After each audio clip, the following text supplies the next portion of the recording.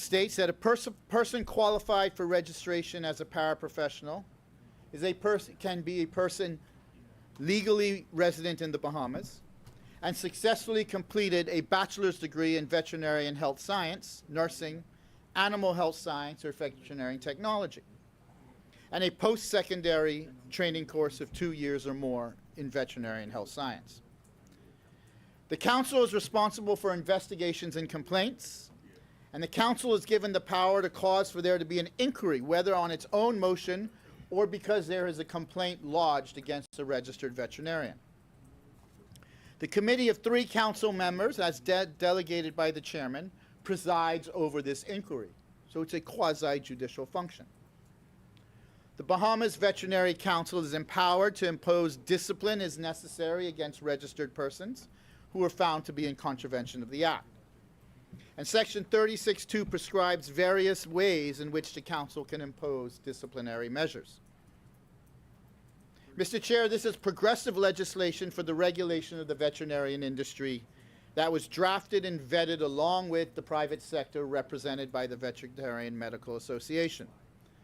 The Minister of Agriculture, Minister Jomo Campbell, should be commended on the work on this piece of legislation.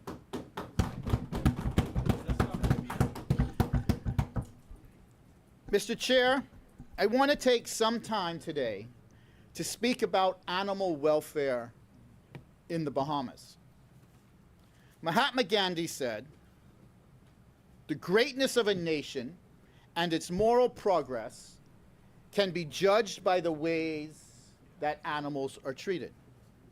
Unfortunately, Mr. Chair, based upon how we treat our animals in the Bahamas, the moral progress of our country is severely lacking. Immanuel Kant said, and I quote, "He who is cruel to animals becomes hard also in the dealings with men." We can judge the heart of a man by his treatment of animals. Mr. Chair, we must do better as a country on how we treat our animals, how we express our empathy, and how we go about the condemnation of animal abuse. Mr. Chair, studies will indicate, especially with respect to children, how they treat the animals is indicative on how they will treat their common man as they get older. And it is the firm belief that when you see violence in children aimed at animals, you can predict that it is more than likely that that child will demonstrate instances of violence as they grow older. Mr. Chair, there are few in the minority in the Bahamas that dedicate themselves and are committed to the well-being of the animals of our country. There are organizations, Mr. Chair, in this country who likewise dedicate themselves and their missions to the well-being of our animals. These include the Bahamas Alliance for Animal Rights and Kindness, otherwise known as BARC, the Bahamas Humane Society, Potcake Puppy Palace, Pink Potcake, and Potcakes in Paradise, Mr. Chair, otherwise known as PIP. I want to thank all of those involved with these and other animal welfare organizations and all of those who give their time, their effort, their tears, and their commitment every day for the cause of animal welfare in this country. Yes. Mr. Chair, I would like to speak on certain animal-related legislative and operational reforms that, in my view, are required for the betterment of our animals in this country. Some of these reforms, Mr. Chair, are merely a function of better enforcement because the law is already on the books. Some of these examples include, for instance, the enforcement of breeding requirements and the stopping of backyard breeding of animals in this country. The yes, the pit bulls and the pit bull mixed breeds. But over years, Senator, this has been something of different breeds. We had German Shepherds. For a time, every pot cake looked like had a German Shepherd with the pointed nose. Now we have pit bulls. It's gone with breeds after breeds, but the problem is the same. We have unregulated backyard breeding of animals in this country. The Animal Protection and Control Act requires that any animal holding establishment, which includes a private dwelling unit under the law, so your home. So if you are breeding your animal in your home, you are caught by this provision. Any animal holding establishment used for breeding must have a certificate, so you must be licensed, and subject to inspection and enforcement of your premises. We know, Mr. Chair, this is absolutely not enforced in this country. Not at all is this enforced in this country. And the prevalence of backyard breeding establishments outside of the law is a single cause for the overpopulation problem in this country and the abuse and the treatment of animals in this country. I want to encourage the Department of Agriculture and the police force, both who know of this provision, both who know what they have to do, to actually do it, Mr. Chair, to enforce the breeding laws and issue the requisite fines and penalties for the violation of the laws with respect to the illegal breeding of animals and particularly dogs in this country, Mr. Chair.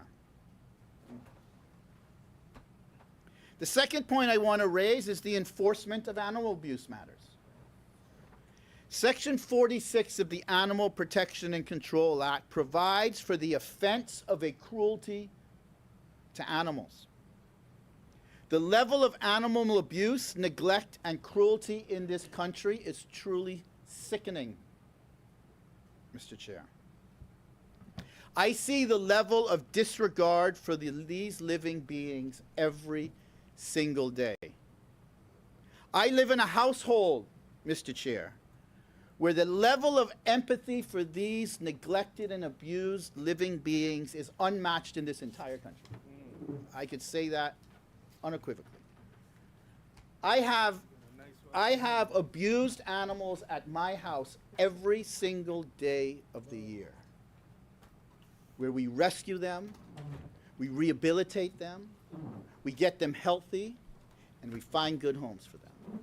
But the abuse must end. It cannot be a perpetual hamster wheel of animal cruelty in this country, Mr. Chair. We must do more, and we must enforce our laws better. We must ensure that adequate penalties, convictions, and the enforcement of the law is the norm and not the exception in this country. And I call on the police force and other enforcement agencies in this country to take animal cruelty more seriously. Take it more seriously. If you can knowingly harm, torture, or starve a living being, that is most likely an indication of your conduct to your fellow man. Absolutely.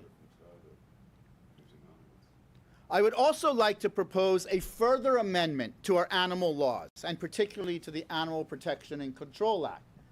And I hope my good friend, and I can call him my junior, Minister Jomo Campbell, Minister of Agriculture, is listening. I propose mandatory spay and neuter if you don't have a breeding license. Mandatory. If you're to own an animal, it's mandatory that it's spayed or neutered, or you get a breeding license, and you subject yourself to the requirements of the law as a breeder. The reckless disregard For the overpopulation and breeding of animals in the Bahamas must come to an end. Overpopulation, Mr. Chair, leads to suffering, it leads to starvation, and ultimately it leads to animal abuse. I want to propose that if you are not a licensed breeder, that we have mandatory spay and neuter laws in the Bahamas. The reality is Bahamians, by and large, have not been able to demonstrate themselves as responsible animal owners and caretakers. By and large. Backyard breeding and overpopulation is the single most important animal welfare issue in the Bahamas today. And frankly, it's a societal blight on our country. I would like to see these mandatory spay and neuter laws enacted with stiff penalties for breaches. Mr. Chair, I want to take this opportunity to speak about an organization that I work very close with in animal welfare. The Bahamas Alliance for Animal Rights and Kindness, or BARC. How close? Very close. BARC's mission is to carry out spay and neuter and education projects to reduce the homeless animal population and end the suffering of dogs and cats in the Bahamas. Spay and neutering leads to a happier and healthier animal population in this country. It's a proven fact. Spay and neutering animals is the right thing to do. It comes down to if you love animals, it's the right thing to do. And if you don't like animals, spaying, neutering is the right thing to do. And BARC is here to provide free, F-R-E-E, free spay and neuter surgeries in the Bahamas year-round, on the islands. In fact, after Dorian, we were there and we rescued about 350 animals that were owned, wandering the streets because their households were destroyed. Animals that were tied up to trees. I don't know how they survived the floods. We flew them all back to Nassau, rehabilitated all of them, found homes or reunited them with their owners. In fact, we have a mobile spay and neuter clinic with a full-time vet where we move the clinic throughout the islands, a surgery station on wheels. So I want to just give you a few examples of the impact that BARC is having throughout our country. Since 2011, Mr. Chair, BARC has provided more than 33,000 free spay and neuter surgeries. Wow. So far in 2024, Mr. Chair, BARC has done 5,378 free spays and neuters this year alone. BARC just concluded an Eleuthera spay and neuter visit where we did 625 free spay and neuter surgeries in Eleuthera, from the north to the south, from Current all the way to Greencastle. BARC helped coordinate Operation Potcake earlier this year, where we did an additional, this is in addition to the BARC numbers, 2,215 free spays and neuters conducted over 8 days in 5 different locations in Nassau. Mr. Chair, I'm proud to be affiliated with the institution of BARC and give back to communities across the Bahamas in helping care for the animals. You should see me, Darren. I'm the master trapper. I go out and I'm the collector. I'm the one on the streets. I trap them, I catch them. I come back, 16, 17 animals on the truck at a time, into the communities. One day. That's my job. One trip. One trip.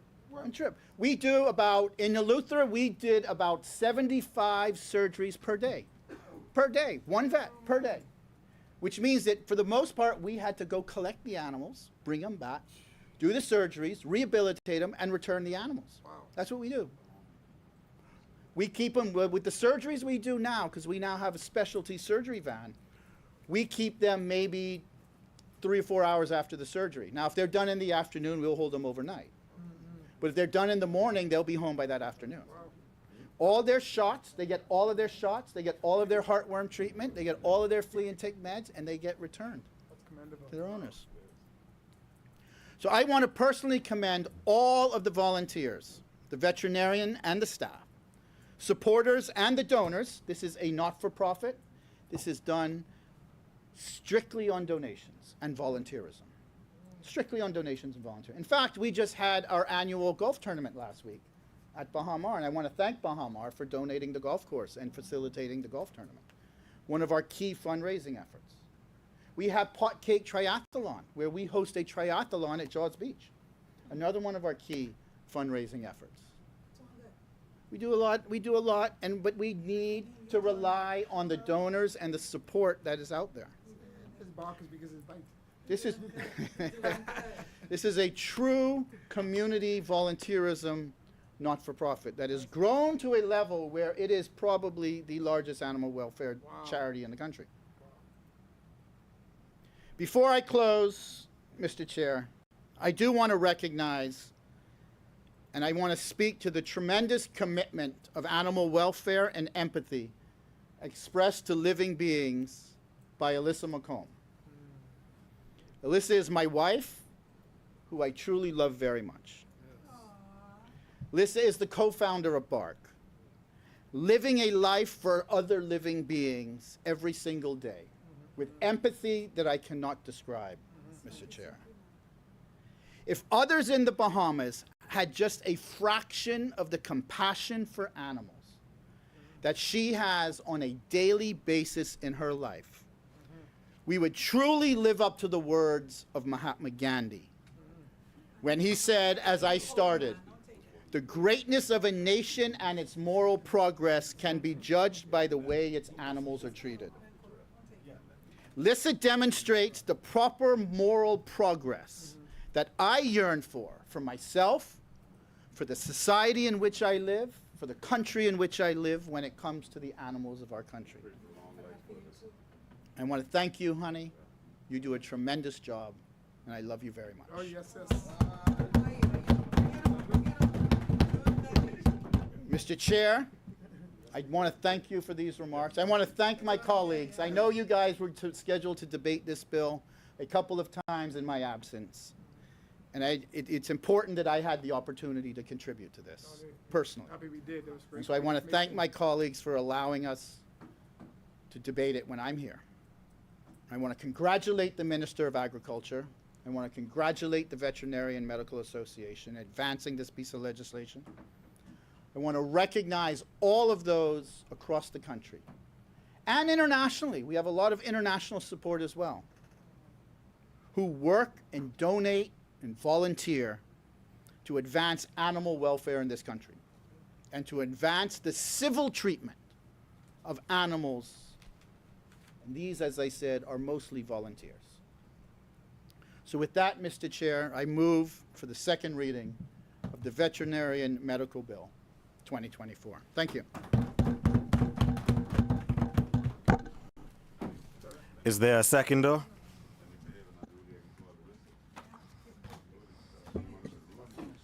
The chair recognizes Senator the Honorable Tyrell Young.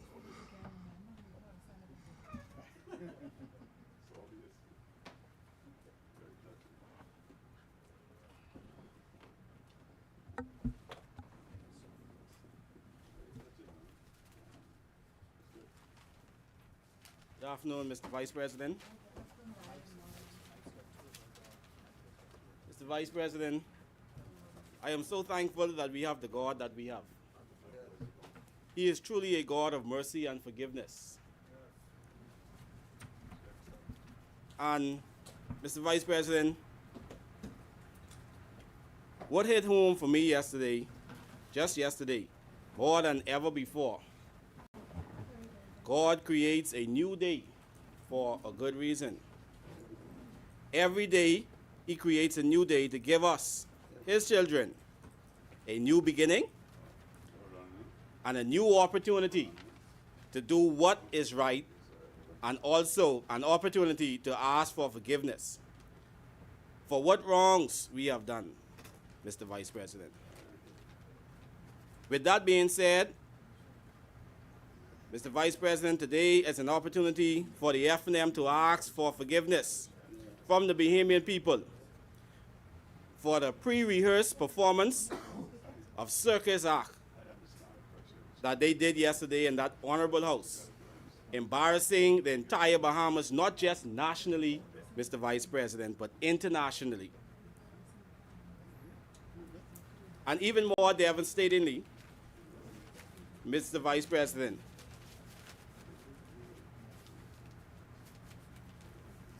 that act, to me, was the worst act ever written. I also want to say thank you to the Honorable Prime Minister, Mr. Philip Brave Davis, for living up to his name and continuing to be brave, and also for his continued support and belief in me to sit in this House, in this Senate. Mr. Vice President, on to the order of the day. The protection of animals in our society is of paramount importance, as they significantly enhance our welfare in various ways. They assist in improving mental health. They provide companionship. They facilitate rescues during natural disasters. They serve as a source of food. This underscores the importance of the bill before us today. It is addressed to establish a professional standards, the regulations of veterinary practices, and the practice of veterinary medicine, including offenses and penalties. Mr. Vice President, veterinarians play a crucial role as our first and best line of defense against diseases in animals that could threaten public health. They have ethical responsibilities to promote health, alleviate suffering, and act in the best interests of their patients. Administering the proper medicine is essential to ensuring the health of animals, particularly in livestock. This bill seeks to ensure that all veterinarians are registered and that practice of the veterinary medicine is properly regulated. Mr. Vice President, this bill was introduced and debated in the House of Assembly by our Minister, the Honorable Jomo Campbell. On October 2nd, 2024, Minister Campbell stated that the bill lays the foundation to create a comprehensive regulatory regime for the practice of veterinary medicine in the country.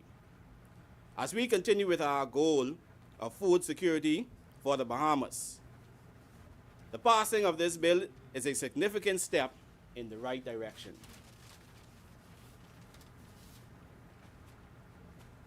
Mr. Vice President, this bill is critical, as it applies not only to the protection of family pets, but also to the livestock of large-scale farmers. Professional standards are essential, and this bill addresses them in Section 6 regarding the Bahamas Veterinary Council. Some of the council's functions include: 1. Prescribing standards of professional conduct and establishing a code of ethics for the practice of veterinary medicine. Regulating the use of veterinary medication specified in the 6th schedule of this bill. Prescribing courses for continuing education training for veterinarians. Again, promoting programs to improve the practice of veterinary medicine, investigating the professional conduct or capability of veterinarians. These functions are vital as they protect the public interest by ensuring that veterinarians are competent, and uphold professional standards, thereby promoting animal health, food safety, and sustainability. Mr. Vice President,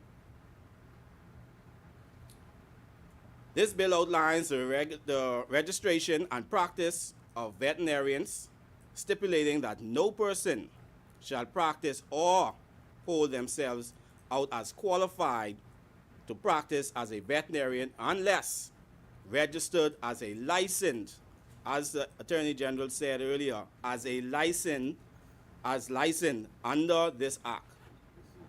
It is also specified that qualifications for registration including being a legal resident of the Bahamas, holding a degree in veterinary medicine from an accredited university, and being a member of the Veterinary Medical Association of the Bahamas. Veterinarians play critical roles in environmental protection, research, public health, and food safety. Thus, adhering to all aspects of this bill is of utmost importance. Mr. Vice President, as we continue our quest for food security here in the Bahamas, this government stance is clear. We are ensuring the laws and regulations are in place. And this bill demonstrates our commitment to making our goals a reality. The amendment to the Veterinary Medicine Bill speaks volumes. As we all know, the health of a nation is the wealth of a nation. This government is focused and will continue to work toward a better Bahamas for all. Mr. Vice President, I am in full support, and I second this bill.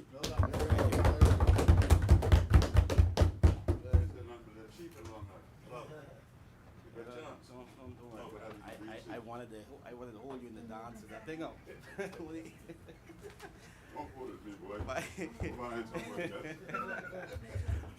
Mike said we gotta go.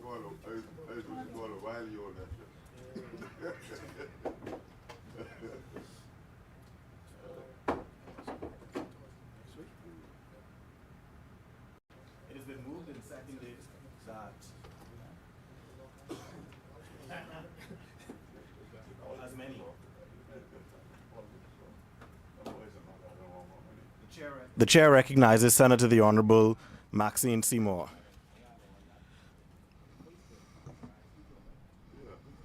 Thank you, Mr. Vice President.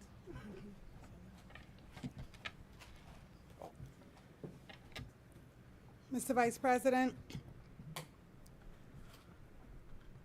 the world observed the International Day of Persons with Disabilities on Tuesday past, which was December 3rd. And at that time, I publicly renewed my commitment to advocating for the rights and empowerment of people with disabilities in the Bahamas. And my vision extends far beyond providing support. It includes creating real pathways to leadership for persons with disabilities. Mr. Vice President, I would like to encourage Bahamians with disabilities to take their rightful place in public office, to help actively shape policies and contribute to the direction of our nation. Their voices and experiences will enrich our society, making it more inclusive, equitable, and representative. During the recent 149th Interparliamentary Union Assembly, I was moved by the powerful documentary, A Piece of Grain, which tells the story of Turkish MP who, despite facing significant challenges, rose to become a champion for disability rights. And in meeting him, I was equally inspired to meet Swiss MP, Christine Lohr, who continues to break barriers in politics despite being born with no arms and deformed legs. Witnessing their achievements has strengthened my resolve to fight for inclusion and equal opportunities for all in our country. Because if they can, we can. And there are people in our country who are rightly qualified, who may have disabilities, but that has nothing to do with their abilities. So it is time for us to step up and ensure that buildings all across our country, starting with the government buildings, are retrofitted to ensure that they are fully accessible to persons with disabilities. Mr. Chairman, the 16 days of activism against gender-based violence is a powerful reminder that women and girls everywhere deserve to live free from violence and fear. And as Senator Major said, we had the Crisis Center here last time, and they did indeed give us white ribbons with their partnership with Rotary, and we also have orange ribbons for these 16 days that run from November the 25th day, which is the International Day for the Elimination of Violence Against Women, through to December the 10th day, which is Human Rights Day. And during that time, we focus particularly, not that we don't other times, but on the urgent need to address abuse, inequality, and injustice. Too many women and girls still face these challenges, and it's up to all of us to stand up, speak out, and make change happen. And so, regrettably, as Senator Major would have pointed out, Ms. Butler and Adriel did lose their lives during this time, and we have to work hard to ensure that no other woman or girl or child or anyone in this country loses their life in such a heinous way. And there are many events that are going on right now that we could all get involved in. But definitely I look forward to hopefully seeing my fellow senators at the march on Saturday at 4 p.m. Mr. Chairman, I'd like to take a few moments it starts, I will definitely give you the information. It starts in South Beach, so Ante is organizing it, and I will definitely send you the information so that you can all have it, and you can wear something orange, a good blend of red and yellow for that day. Orange. Mr. Chairman, I'd like to take this time out to recognize and pay tribute to and extend sympathy to the family of Telzina Coakley, who died on the 25th day of November. She's an alumna of the College of St. Benedict, actually 1962 graduate. And for many of you who may or may not know, the College of St. Benedict and St. John's University had a campus right here in New Providence called Benedictine University College. And Telzina Coakley championed the establishment of Benedictine University College. And to read directly from the university, and I quote, "Her efforts allowed generations of Bahamian educators and eventually students of all majors to earn college degrees and forever solidified the relationship between the College of St. Benedict and St. John's University with the Bahamas. In that way, she is largely responsible for more than 2,200 College of St. Benedict graduates, and that number would make up nearly 10% of today's St. Ben's alumni base," end quote. And so we definitely want to pay tribute to her and her contribution to our society and education. And I'll also like to note that following the 1992 general election, actually, she was recruited to be one of 2 secretaries to run the Commission of Inquiry based on her previous experience working as co-secretary alongside George Stewart on the Royal Commission during the Hawkesbill Creek Agreement. Mr. Chairman, I'd also like to extend sympathy to the Farrington family on the passing of Kristen Roberta Shandia Farrington, who leaves behind 2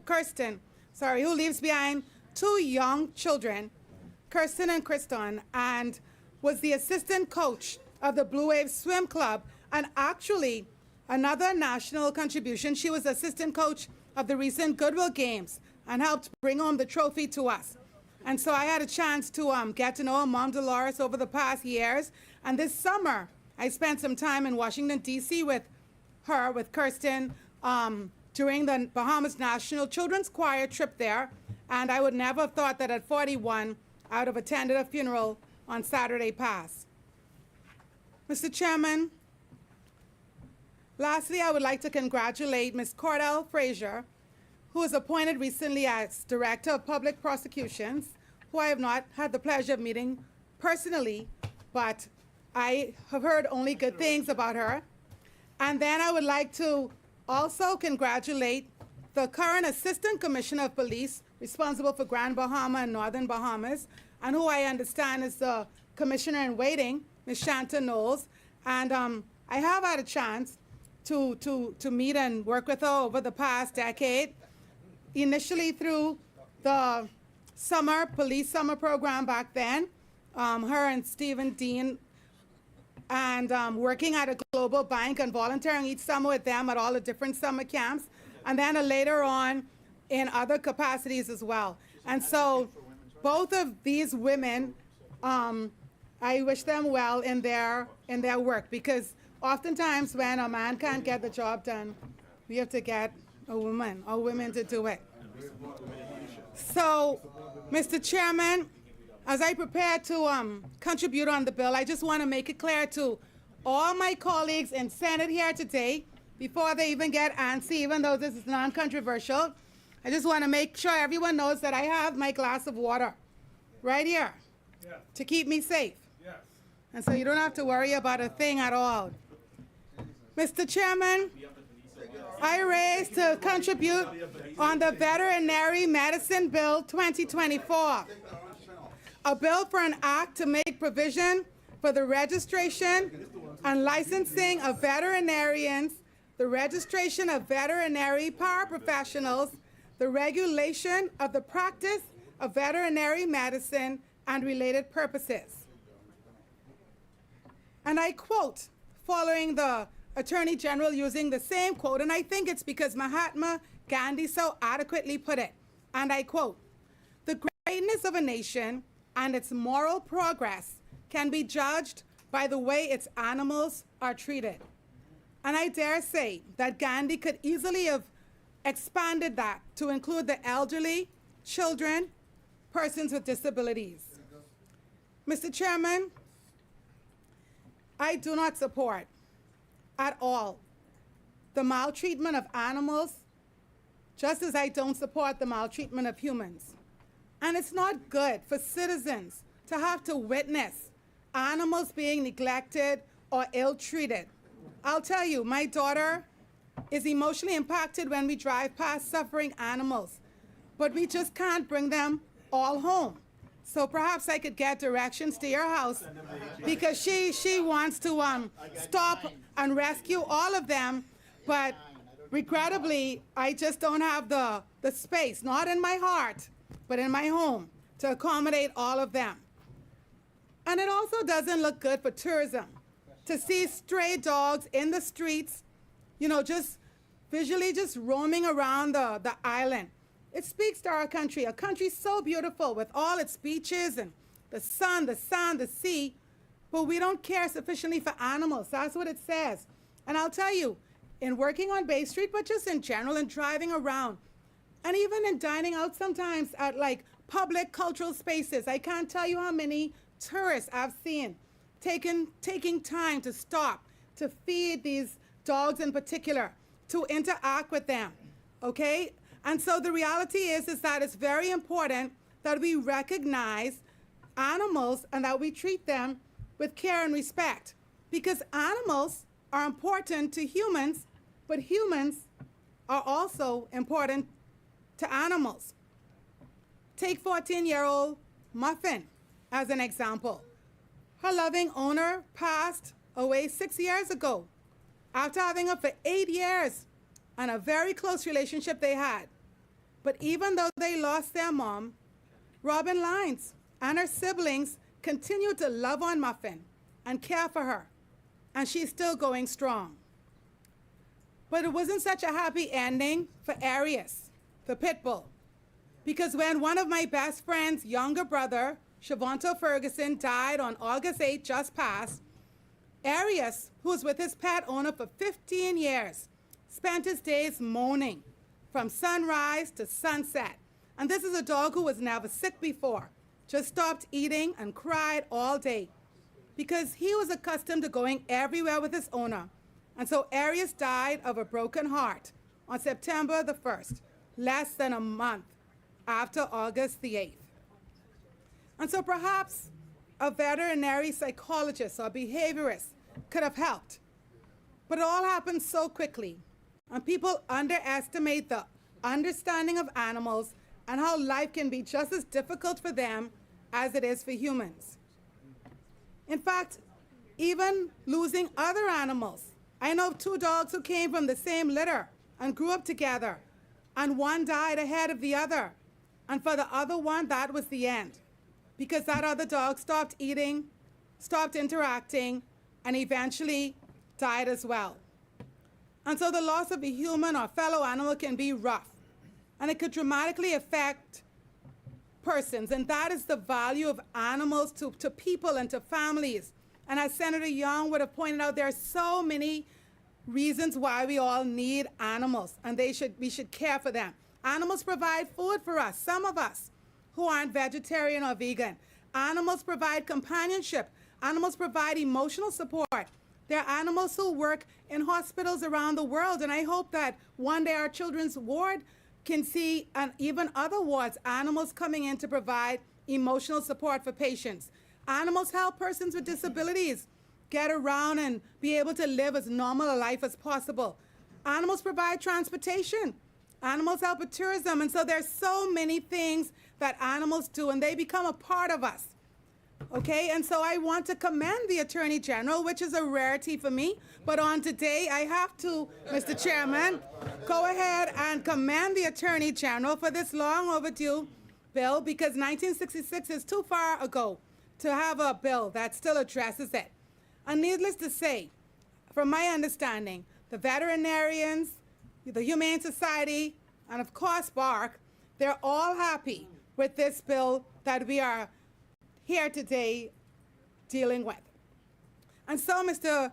Chairman, we have to deal with some of the issues in society that are just completely unacceptable. For example, people performing surgeries and other procedures without proper accreditation or qualifications, putting animals at risk. And that is why we're here today. Not having antibiotics or other things in place, okay? And just imagine that. For example, in 2018, Whitehead, poor Whitehead, and it wasn't even Whitehead's owner who left her with a caretaker, because Whitehead had a proper vet and went to the vet and everything, okay? But the caretaker decided to take Whitehead to a street vet, who gave Whitehead a C-section without any medication or anything. And the mother the mother died, okay? And they spoke out on it.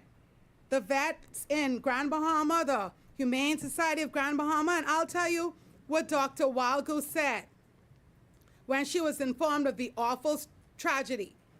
And I quote, "He had given his dog to be in the care of someone while he was away. The dog was pregnant, and the caretaker decided to contact a non-veterinarian to look at the dog, and they deemed the dog to be breached. We understand that some cesarean procedure was performed on the dog by the non-vet, and they removed the puppies. This butchery was done without anesthesia, and ultimately Whitehead possibly bled out and died. There are now allegedly 8 puppies in need of a mother to nurse them, as their mother was butchered and killed by heartless and arrogant people who believe that since dogs are just animals, it's okay to play doctor with animals' lives." Can you imagine that? The reality is, if we hear that story about a mother who in somebody's backyard or bedroom, had somebody take them and do a C-section, we would all be appalled. But regrettably, people are not sufficiently appalled when it's animals we're talking about. But happily, okay, because the reality is that if Whitehead was with a veterinarian, even if it was necessary to euthanize her because of difficulty during the birth, which it would be unlikely, okay, the reality is that it's their responsibilities as vets to do it in a humane way and to minimize the pain and suffering. And so just as the medical profession is regulated by the Medical Council, vets need governance too. And this bill creates a council to oversee the sector. And so with the establishment and incorporation of the Bahamas Veterinary Council, it's charged with approving the qualifications of vets and related professionals, okay? Because I'll tell you, people say that they're qualified and you just don't know. I remember when I was working on my graduate studies at UWI, they're still so ridiculous. Well, they're archaic and very in their system, so we had to hand in like 4 or 5 papers, one for the lecturer, one for somebody else in the department, one for someone in another department, and they still mailed papers away. But I had met people who said they got their masters in a couple months online. And so the reality is that we have people who may say that they're vets, who may bring their qualifications in, but we don't know where they got qualified or if they really are vets. And so now the council will be able to deal with that. We'll be able to determine if this is a real qualified person or if this is just a cereal box situation. So it's important, Mr. Chairman, for the council to be able to deal with this, because we hear about stories all the time of teachers who weren't really teachers, of attorneys who weren't really attorneys. We hear about them around the world all the time. And we hear about them, about vets as well. Because I'll tell you, right here, fake veterinary surgeon jailed, okay? Pregnant dog dies after fake veterinarian performs surgery. Woman's dog dies in care of man who pretended to be a vet, police say. And so these things don't just happen in our country, they happen elsewhere. And that is why regulation is so important. And so I'm happy today that just as medical doctors swear the Hippocratic Oath, that veterinarians will now swear an oath, and that we will be able to minimize some of the malpractice and the fake vets and everything else that may be going on, the street vets in our Commonwealth. And animals are important even in terms of humans and the transmission of infectious diseases. And so many times humans, again, they may think, oh, that's just an animal. What does that have to do with me? But we know that there are so many outbreaks and related sicknesses and illnesses that stem from animals. And this is why it's important to care for our animals. Like I said, my daughter, who's very compassionate at 16 and wants to be a vet, she adopts all the animals in the neighborhood if she can. So we're up to 8 cats right now. And every day, you'd see her standing outside and she'll do a roll call. Honey, Daisy, Ginger, Midnight, Sunshine, Sunny, Luna, Breezy. And they'll all come to her and surround her, and I laugh because, you know, it's just so many cats. Just starting from an outreach to 1 cat, and a cat that we brought home, the cat who was named Breezy from the Sea Breeze constituency. We brought the cat home in 2021, and we've been caring for the cat ever since.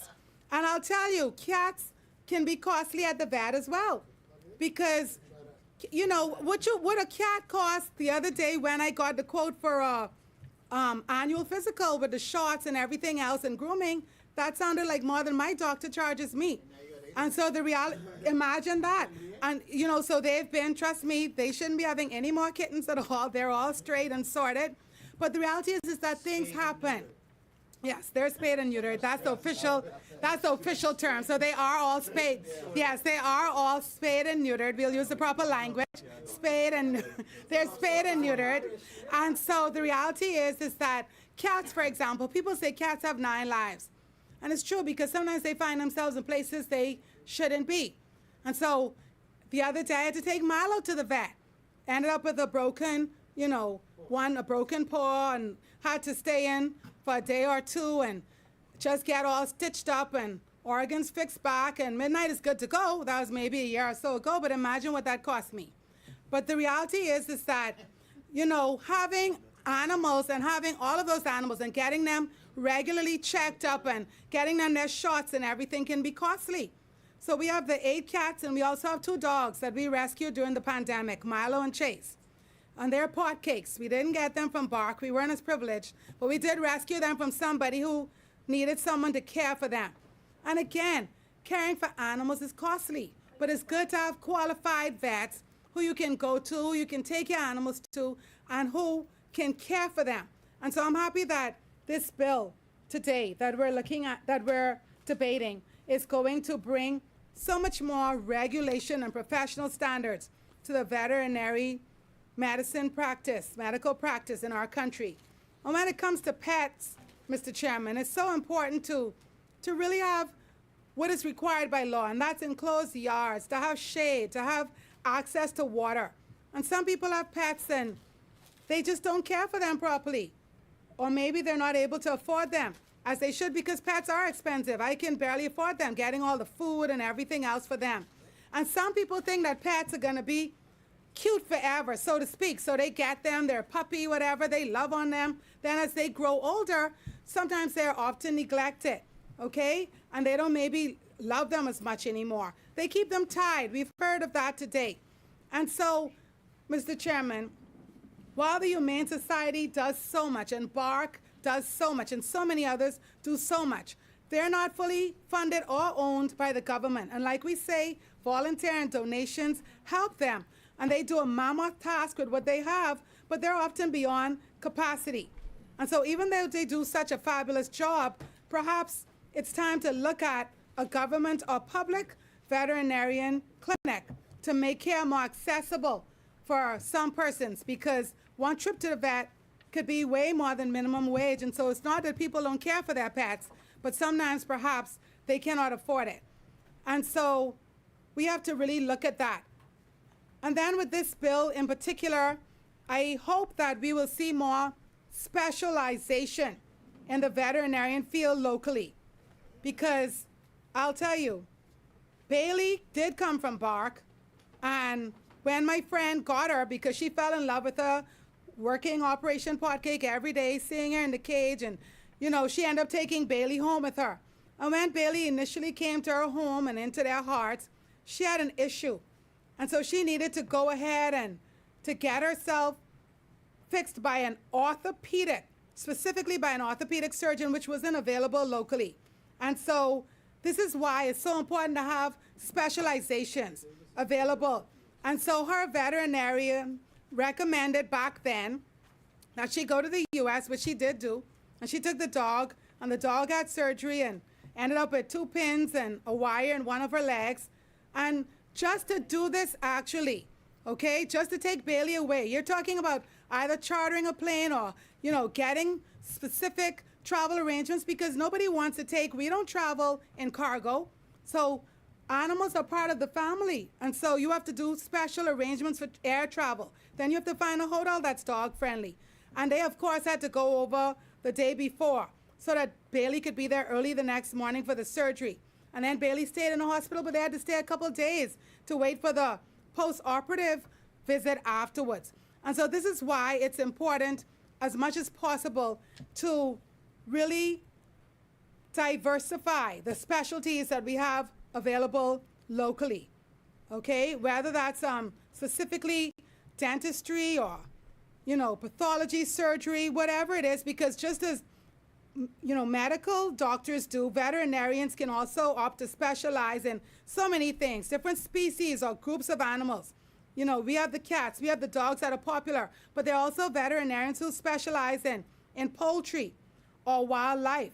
And there are food animal veterinarians who ensure, of course, the food animals, and also they work to prevent and control disease. And so there are so many specialties, and I look forward now to even seeing the veterinary field grow even more. And Bailey lives in the UK now, and so she is nice and cold these days. But the reality is that she had great care right here from a local vet, but definitely had to travel for a very specialized surgery. And so we also have to really ensure that there's not an implementation gap with this bill, because enforcement is important in general. And so we look forward to the inspectors shutting down illegal clinic operations and really streamlining the local veterinary medicine field. Mr. Chairman, it's also important to be equitable in terms of veterinary practice, because we know that it's so financially burdensome for many family islanders, because they have to fly to the capital for so many things. And so on some islands we do have veterinarians, and on others we may not. I know friends who were vacationing years ago on Harbor Island with their beloved Kelly. And once a week, the vet would come to Spanish Wells, and once a week, the vet came to Bryland. But Kelly got sick on a day when the vet wasn't there. And we know that in an emergency, time counts. So, you know, if there's rough weather or there's challenge getting a boat quickly to get over to the mainland of Eleuthera, you're losing time. And so, needless to say, Kelly passed away and is buried under a tree near the sea on Harbor Island. But it's so important as much as possible. We talked earlier about local government to really ensure that persons on other islands outside of the capital and outside of the second city and the popular islands also have access to veterinary care. And while the Animal and Control Act addresses the stray dog population, as was raised earlier, we look forward to animal welfare organizations and veterinarians collaborating to come up with solutions to really deal with the stray and roaming dogs, because it impacts the dogs themselves and it impacts people as well, because there are people who cannot even walk to the bus stop, you know, because of dogs. They have to either walk the long way around or they're chased and things like that. So we need to have the laws enforced. There are dogs who wreak havoc, and it's not because they're bad or angry or malicious, it's because they're often hungry. And so they may turn over people's trash cans at nights, okay? And so the reality is that there are challenges when either we have stray dogs roaming the streets or when owners do not enclose their dogs properly. And even as the AG may have noted, you know, in terms of potcakes, we see certain breeds. And so a vet told me that potcakes are now turning into, I think she called it pancakes, which is a new population because the pit bulls are, you know, predominantly part of the roaming population of dogs now, but we need to get a handle on. And so the potcakes are breeding with pit bulls, and we're having these pancakes, they call it. And so, pit cakes. And so we need to get, I must have skipped breakfast, eh? I must have skipped breakfast. And so pit cakes these days. And so we need to really ensure that the animal wardens that they get on the streets and, you know, they issue the citations to persons that own animals and don't have them in enclosed yards. But of course, that means the good Minister Alcides needs to find some more funding for the animal control unit that is currently underfunded. And so we have to ensure that all of the backyard breeding that happens and that's out of control, that people do just as a side hustle, not because they care for animals, okay, but they just want to make some money, and so they crowd them in cages and they don't give them proper nutrition. And so we do have to address all of these challenges. And so I just want to emphasize my full support for the Veterinary Medicine Bill 2024 for this legislation. And even though I'm on the other side, when I sit on the opposition bench, I do not oppose simply for the sake of opposing. And so I have to say that this bill does address critical gaps in the regulation and practice of veterinary medicine in the Bahamas, ensuring that both animals and those who care for them are protected. And so again, I want to commend the AG on this rare occasion and his team for getting this one right, as it demonstrates a commitment to strengthening our nation's framework for animal welfare and public health. The well-being of animals, Mr. Chairman, in the Bahamas is not just an issue of compassion, but one of national importance. Animals contribute to our economy, our environment, and the health of our communities. Veterinarians play a critical role in safeguarding this balance, ensuring that our animals remain healthy, productive, and cared for.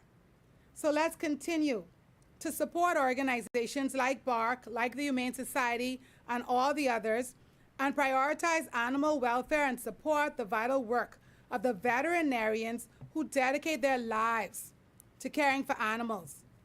Because once we work together and we're all more socially conscious and aware, we can build a Bahamas where animals are treated with the respect they deserve, and the value they bring to our lives is truly recognized. because we take our animals for granted, but we can all remember our pets from childhood. I can even remember when my son's turtles, Scotty and Shalinda, passed away after years and years and years of life and growing big and big. And I'll tell you, in terms of having to find a vet, one of my first experiences was, some of you may know that rabbits have cardiac issues pretty often, especially when they get a certain age. And so my son was a scout back then, and it was our turn to bring Henry home for the long holiday weekend. We didn't do anything to Henry, but Henry chose the peace and comfort of our home to breathe his last breath. And I'll tell you, that was a traumatic, very traumatic occasion for us. And we sped to the vet, because imagine now, all the scouts are waiting for Henry to show back up on Monday, and he's in our care. So we sped to the vet to try to get Henry sorted out. And the vet did confirm to get Henry the care that he needed.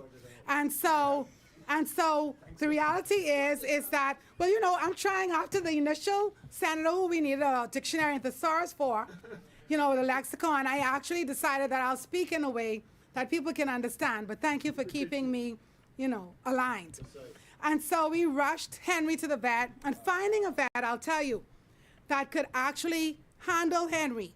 And that's why I talked about specialties, because many of the vets specialize in feline care and canine care. And so we rushed to the vet and did everything we could to save Henry, but we couldn't, and Henry passed away. And we were told that at that age that Henry had pre-existing cardiac issues. But the reality is that when you lose an animal, it's difficult on so many levels, and that is why some local bookstores sell cards, greeting cards, for persons to give in the case of a death of a pet. Because again, we do not in our country often recognize the impact that animals have in our world. But I will remind us all that animals need humans and humans need animals. And so we have to continue to do our best, and this is a big step today in the right direction so that the Bahamas can become a better place. And as we said, in the words of Mahatma Gandhi, that our nation, in terms of its greatness and its moral progress, can be judged from today on by the way we treat our animals, and that they will be treated far better, definitely from a legislative perspective, beginning today. Thank you, Mr. Chairman.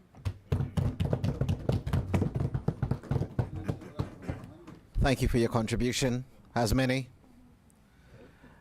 The chair recognizes Senator the Honorable Barry Griffin.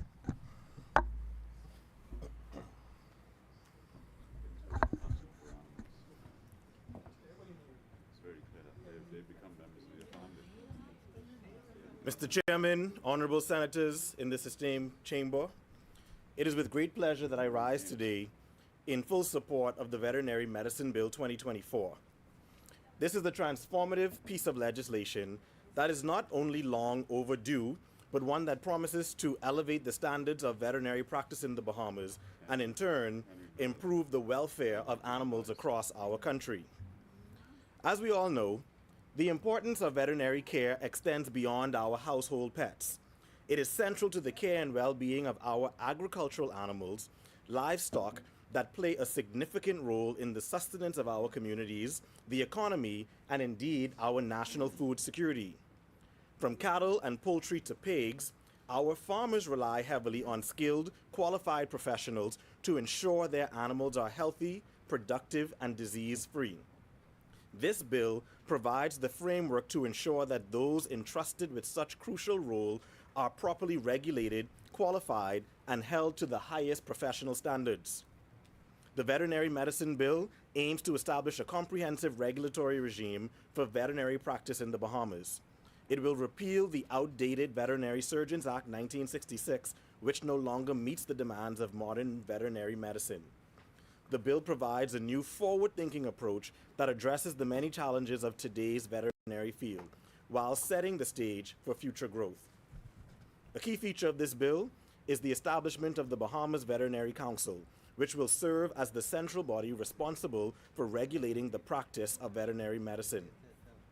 The bill also outlines the qualifications for vets and veterinarian paraprofessionals, ensuring that those who are licensed to care for animals are not only well educated, but also fully accountable to the public. It provides clear criteria for registration, licensing, and ongoing professional conduct, ensuring that only qualified professionals can operate in the field. In addition, Mr. Chairman, the bill recognizes the role of paraprofessionals in the vet field. These trained individuals support vets in a variety of essential tasks, and their proper regulation is crucial. The provisions laid out in this bill extend beyond simply regulating practitioners. They are designed to protect the public interests. The Council will have the power to conduct disciplinary inquiries, remove individuals from the register, and impose penalties for unprofessional conduct.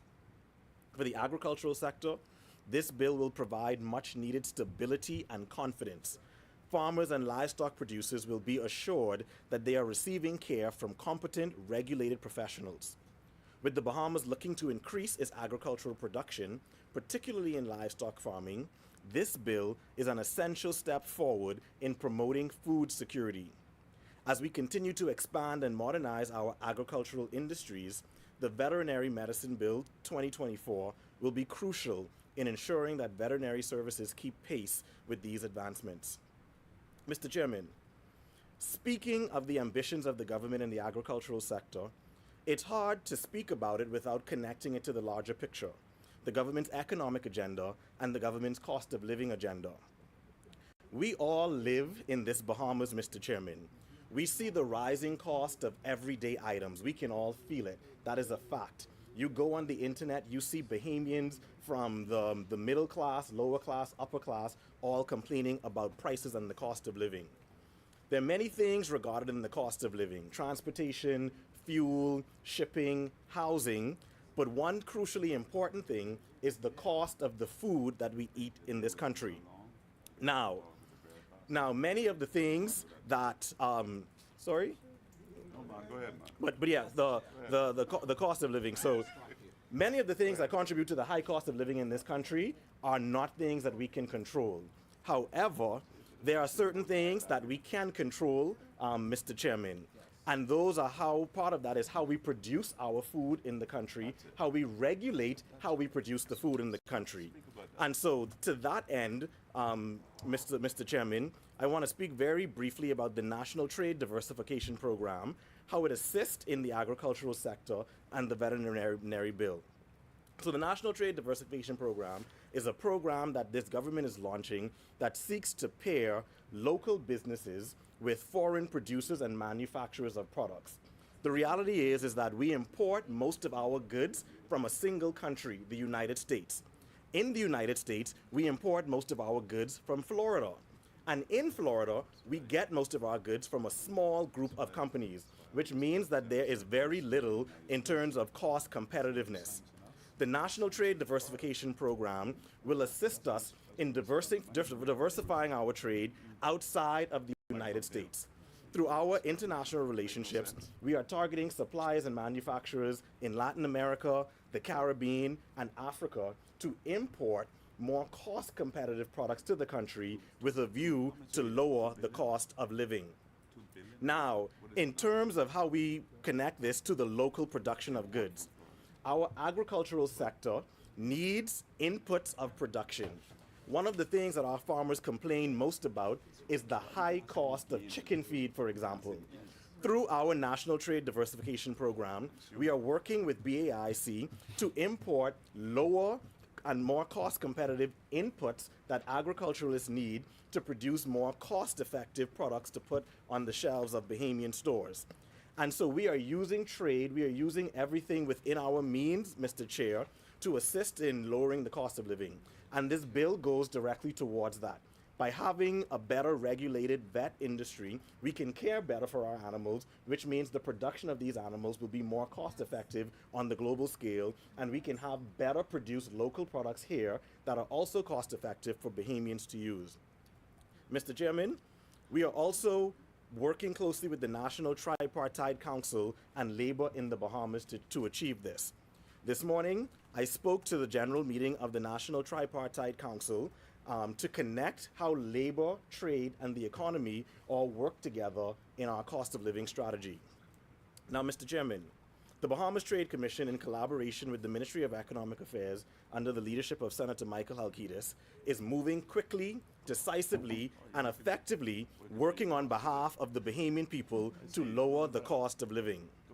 Trade is, however, a dynamic industry. Things change daily, and recently there has been great chatter about two matters in the business and trade ecosystem in the Bahamas. Over the last few weeks, there has been much chatter, and rightfully so, about the e-arrival of Amazon in the Bahamas. The Bahamas Trade Commission is carefully monitoring the effect Amazon will have on trade and commerce in the Bahamas. One thing we can say definitively is that if Amazon's entrance into the market follows its pattern in other markets, it will be nothing short of disruptive. And speaking as a whole, that doesn't have to be a bad thing. We see opportunities for Bahamian businesses and Bahamian consumers. In 2023, Americans spent a staggering $7.2 trillion on e-commerce, with almost half of that figure flowing through one single company, Amazon. The digital behemoth has reshaped how Americans and the world shop, as well as entire industries, supply chains, and consumer expectations. Amazon sales rose 13% in the first quarter of 2024, compared with 8% for all other U.S. e-commerce sites. What we are witnessing is called the Amazon effect. It's a broad term used to describe the profound impact Amazon has had on the industry, inclusive of changes in shipping, logistics, employment, price competitiveness, and product variety. By better understanding the reach of e-commerce and Amazon, the Bahamas Trade Commission and other stakeholders can help companies to plan their business strategy to take advantage of Amazon's significant impact. We encourage and we will work with our partners, the Chamber of Commerce and the Small Business Development Center, to facilitate and assist companies locally to digitize to provide an online shopping option for Bahamian consumers. We will also encourage companies to look into local delivery options so that consumers across the country can benefit from products being delivered directly to or closer to them. These steps will better help Bahamian companies to compete in a market where Amazon exists. So we want our businesses to compete effectively. However, we also want them to take advantage of Amazon. We are encouraging Bahamian businesses to create Amazon storefronts and sell Bahamian products to the world. Over the coming days, we are reaching out to DHL and Amazon experts to help to facilitate the shipping of Bahamian products into the U.S. market through DHL and Amazon. The same way American products can come to the Bahamas through DHL, our view is that Bahamian products can be exported to the U.S. through DHL. We see this as an opportunity. We also think that this is an opportunity for the Bahamian marketplace to innovate. We think Bahamian businesses can become what they call omni-channel distribution centers for U.S. brands through Amazon, which is essentially allowing U.S. companies to ship to Bahamian customers directly from their local store. So, for example, many companies on Amazon offer online ordering with in-store pickup. If you shop on Amazon, you will see an option to pick up in a local store near you. This can become a reality here in the Bahamas. Bahamian stores can be the in-store pickup options for products ordered on Amazon. Additionally, we foresee Bahamian small businesses using Amazon to connect to an enormous base of suppliers for goods to sell in the Bahamian market that will now have a short lead time to get here. For consumers, the opportunity is easy, Mr. Chairman. We foresee greater convenience, more choice, and lower prices. In the present global economy, that is a win for the Bahamian consumer. Mr. Chairman, the reality is, e-commerce shows no signs of slowing down, and it will continue to grow and evolve. We want to see this as a challenge that we can turn into opportunities for consumers and businesses. Mr. Chairman, I'll now turn my attention to another matter that has been in constant discussion. During his campaign for President of the United States, President Donald Trump spoke widely about proposed tariffs on a wide range of goods entering the U.S. and on a wide range of jurisdictions. For clarity, these are just plans or proposals uttered in a political campaign. The United States has not changed any of its policies. However, it is incumbent upon us to plan and prepare. In our estimation, the proposed U.S. tariffs would likely have mixed effects in the Bahamas, given our close trade and economic relationship with the United States. The U.S. is our largest trading partner by far, and a significant portion of our imports come from there, including consumer goods, machinery, and raw materials. The imposition of tariffs, as proposed, could potentially increase the cost of these imports. The Bahamas Trade Commission and the National Trade Facilitation Committee are closely monitoring the discussions in the United States surrounding the proposed changes. In particular, we are preparing for the potential impact on local businesses and consumers. In terms of the impact on Bahamian businesses, we anticipate two things. Firstly, we anticipate potentially higher import costs for U.S. products. Businesses that rely predominantly on U.S. imports may face rising operational costs. These businesses will either have to absorb the higher costs or pass them on to consumers through higher prices, which may in turn reduce demand for American products in the Bahamian market. We are actively encouraging these businesses to seek alternative sources for goods so as to keep the general cost of goods low. Secondly, as the changes are implemented, we expect growing pains, Mr. Chair. We anticipate supply chain disruptions. U.S. tariffs could disrupt supply chains, especially in industries in the Bahamas that rely on specific products or raw materials from the U.S. For example, the construction sector, which often imports building materials from the U.S., could see delays or higher costs if they do not diversify import sources. We encourage sectors that are vulnerable to disruptions to again begin searching for alternative sources of inputs through programs like the National Trade Diversification Program. In anticipation of these possible changes, the Trade Commission is amping up our trade diversification campaign. We will continue to strengthen our trade relationships across the globe, particularly focusing on Latin America, the Caribbean, and Africa.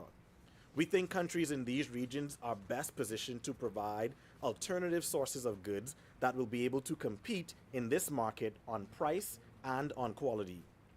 We've had great success in this endeavor thus far, and on the foundation of that success and of our international trade engagements, 2 months ago, we launched the Trade Diversification Program and have already held multiple town hall meetings to enlist businesses to join the program.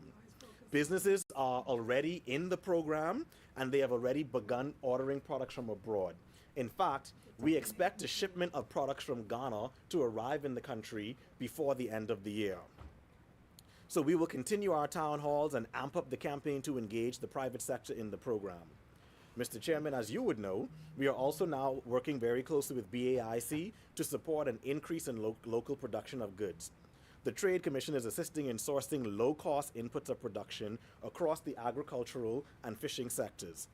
The idea is that if we can make production in the Bahamas more cost competitive, then local production can be one tool in our toolkit to reduce dependency on U.S. imports. So all in all, while the planned U.S. tariffs pose some challenges for the Bahamas, particularly in terms of higher import costs, we also offer opportunities for local businesses to innovate, diversify, and potentially expand their market reach. By implementing strategic policies, fostering trade partnerships, and encouraging domestic production, the Bahamas can mitigate the negative effects while positioning itself to benefit from emerging opportunities.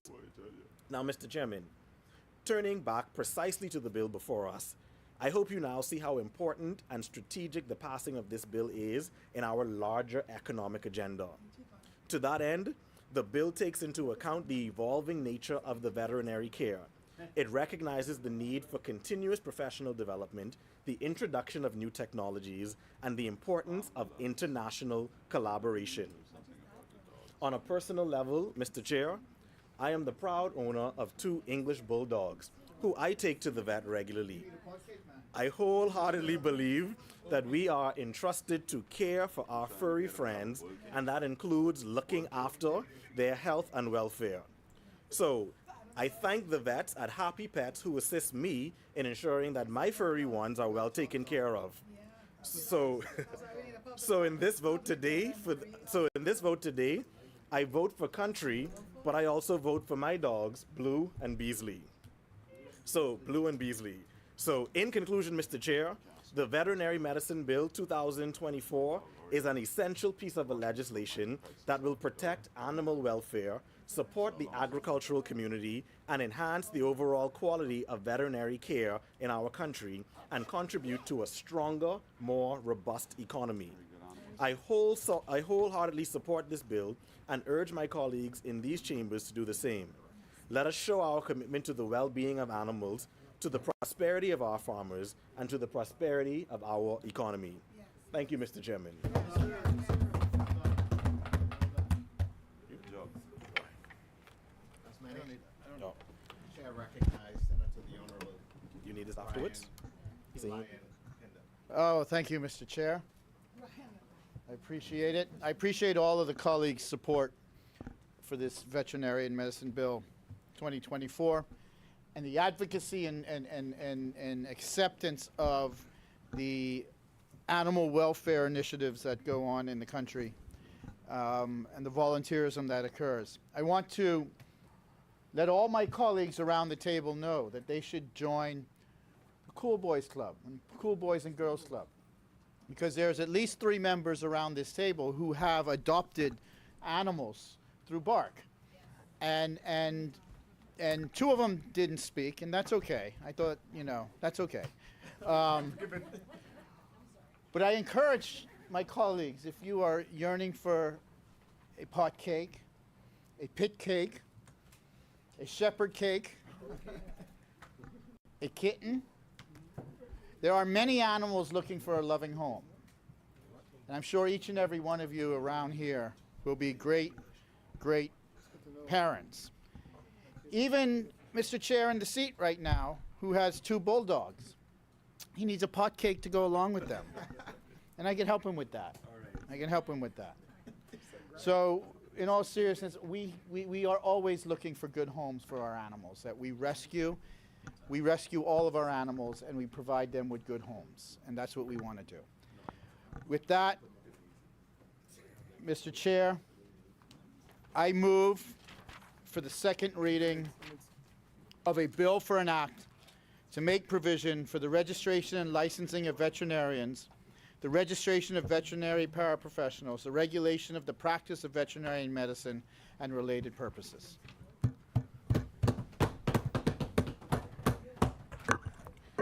It has been moved and seconded that the following bill be read a second time and committed. A bill for an act to make provision for the registration and licensing of veterinarians, the registration of veterinary paraprofessionals, the regulation of the practice of veterinary medicine, and related purposes. As many are in favor, say aye. Those who oppose, say nay. The motion is carried. Ordered that the bill be read a second time and committed. A bill for an act to make provision for the registration and licensing of veterinarians, the registration of veterinary paraprofessionals, the regulation of the practice of veterinary medicine, and related purposes. For the second reading of bills, There are none, Mr. Chairman. Committee of the Whole. Mr. Vice President, I move that the Senate do resolve itself into a committee of the whole with Senator Darren Pickstock in the chair. Second. It has been moved and seconded that the Senate do now resolve itself into the Committee of the Whole with Senator the Honorable Darren Pickstock in the chair. As many are in favor, say aye. Aye. Those who oppose will say nay. The ayes have it. The motion is carried. The Senate will now resolve itself into the Committee of Whole with Senator Darren Pickstock and as chairman of the Committee of the Whole in the chair.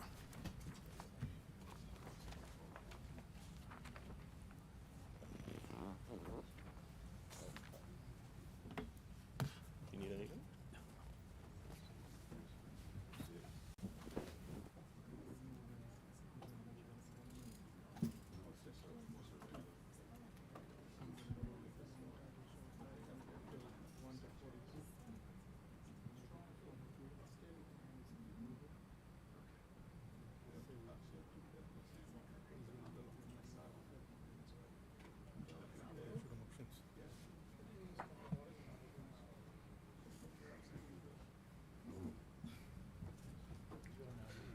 Committee of the Whole.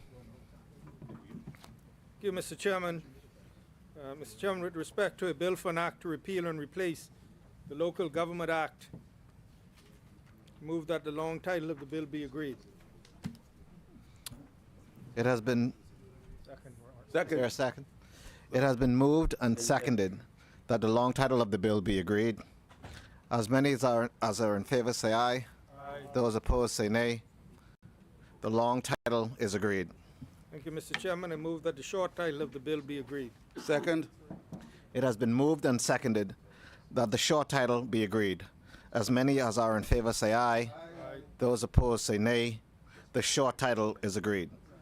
Thank you, Mr. Chairman. Mr. Chairman, I move that clauses 2 to 42 of the bill be agreed. Second. It has been moved and seconded that clauses 2 to 42 be agreed. As many as are in favor say aye. Aye. Those opposed say nay. Clauses 2 to 42 is agreed. Thank you, Mr. Chairman. I move that clause 43 of the bill be agreed. Second. It has been moved. The chair recognizes Senator the Honorable Ryan Pinder. Thank you, Mr. Chair. I move for an amendment to Section 43. Subsection 1 is amended by the deletion of subsection 1 and the substitution of the following.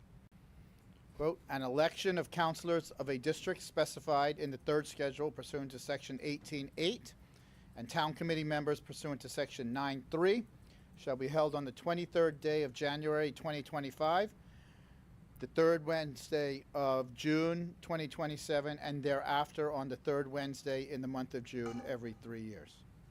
Second. It has been moved. It has been moved and seconded that that Section 43 of the bill be amended. Be agreed as amended. As many as are in favor say aye. Aye. Those opposed say nay. Section 43 of the bill is agreed as amended.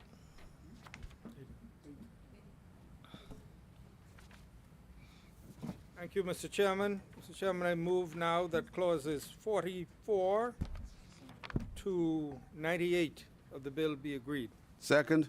It has been moved and seconded that clauses 44 through 98 of the bill be agreed. As many as are in favor say aye. Aye. Those who oppose say nay. Clauses 44 through 98 of the bill is agreed. Thank you, Mr. Chairman. Mr. Chairman, I now move that the bill be agreed in its entirety, inclusive of the first, second, third, fourth, fifth, and sixth schedules. Second. It has been moved and seconded that the bill be agreed in its entirety. As many as are in favor say aye. Aye. Those opposed say nay. The bill is agreed in its entirety. Thank you, Mr. Chairman. Mr. Chairman, with respect to a bill for an act to make provision for the registration and licensing of veterinarians, the registration of veterinary paraprofessionals, the regulation of the practice of veterinary medicine and related purposes, I move that the long title of the bill be agreed. Second. It has been moved and seconded that the long title of the bill be agreed. As many as are in favor say aye. Aye. Those opposed say nay. The long title is agreed. Thank you, Mr. Chairman. I move that the short title of the bill be agreed. Second. It has been moved and seconded that the short title of the bill be agreed. As many as are in favor say aye. Aye. Those who oppose say nay. The short title is agreed. Thank you, Mr. Chairman. I now move that clauses 2 through 48 of the bill be agreed. Second. It has been moved and seconded that clauses 2 through 48 of the bill be agreed. As many as are in favor say aye. Aye. Those who oppose say nay. Clauses 2 through 48 of the bill is agreed. Thank you, Mr. Chairman. Mr. Chairman, I now move that the bill be agreed in its entirety, inclusive of the first, second, third, fourth, fifth, and sixth schedules. Second. It has been moved and seconded that the bill in its entirety be agreed. As many as are in favor say aye. Aye. Those opposed say nay. The bill is agreed in its entirety. Thank you, Mr. Chairman. I now move that the Vice President do now take the chair. Second. It has been moved and seconded that the Vice President do now take the chair. As many as are in favor, say aye. Those who oppose, say nay. The motion is carried. The Vice President will now take the chair. Yes, sir.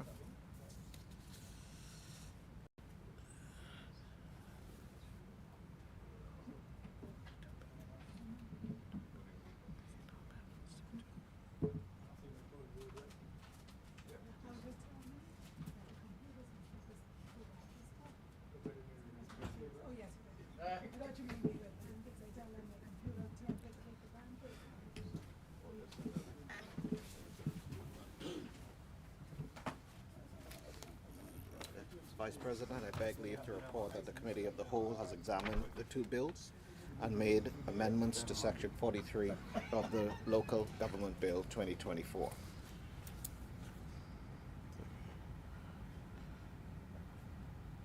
right, and no amendments made to the veterinary bill. Okay.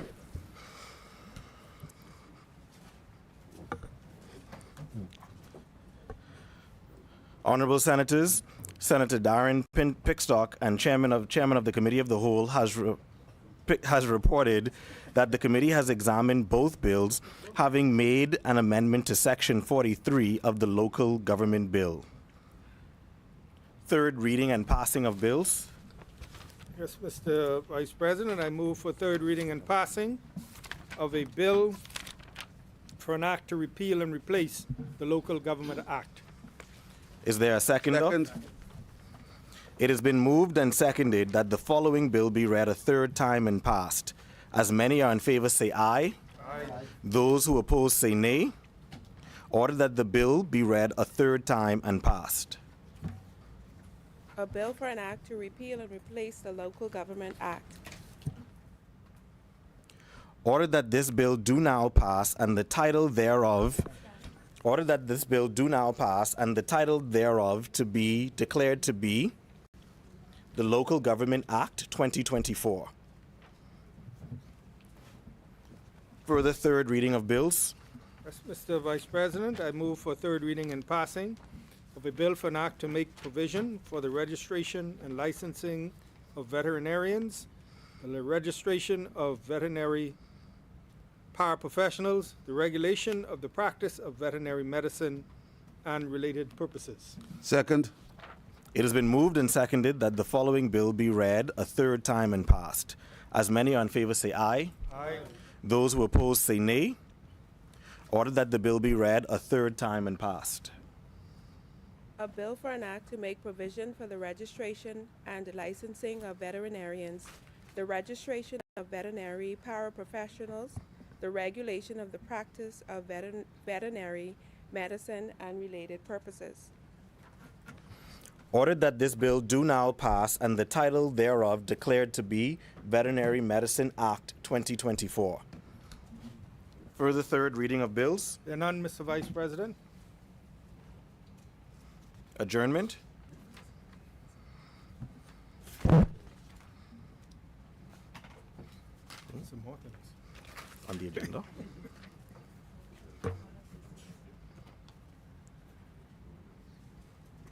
There was nothing else on the agenda, but consideration of House amendments, resolutions, discharge of select committees, notices for future meetings, I would like to renew all notices in the name of the government, Mr. Vice President.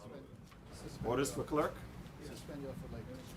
adjournment. Thank you, Mr. Chairman. Mr. Vice President, I move that the Senate at its rising do adjourn sine die.